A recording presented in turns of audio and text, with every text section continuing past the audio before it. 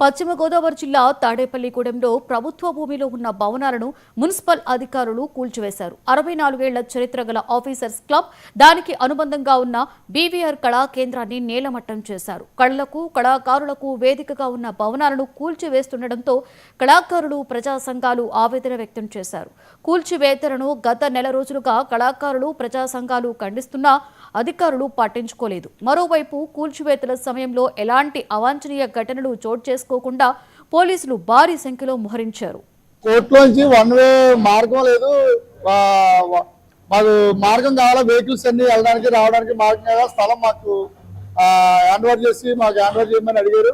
దాని ప్రకారం ఆర్డీఓ గారు ఇప్పుడు స్థలం ఖాళీ చేసి మేము ఆర్డీఓ గారికి అప్పచెప్తాం, ఎంఆర్ఓ గారికి లిఖితపూర్వకంగా కూడా లెటర్ పెట్టారు. దాని మీద మేము ప్రాసెస్ చేసి ఎంకరేజ్మెంట్ తొలగించడం జరిగింది. సేకరణ చేస్తారు, ఎంత ప్రొసీజర్ మామూలే.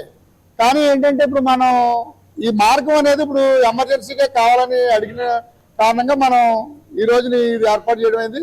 తదుపరి వారు అసోసియేషన్ పరంగా లెటర్ పెట్టుకుని ఆర్డీఓ గారిని, ఎంఆర్ఓ గారిని కలిస్తే ఎక్కడో చోట ల్యాండ్ ఎక్వేషన్ చేసి, లేకపోతే ఏదైనా అవైలబిలిటీ ల్యాండ్ ఉంటే వారు ఇవ్వడానికి చర్యలు తీసుకుని ఫర్దర్గా టౌన్ హాల్ కట్టి వారి యొక్క కళా కేంద్రాలన్నీ కూడా అందులో జరుపుకోవడానికి ప్లాన్ చేస్తారు. కానీ ఇప్పుడు అవసరం దృష్ట్యా ఇప్పుడు మన మున్సిపాలిటీ కంట్రోల్లో ఉంది కనుక ఇది స్థలం మనం ఖాళీ చేసి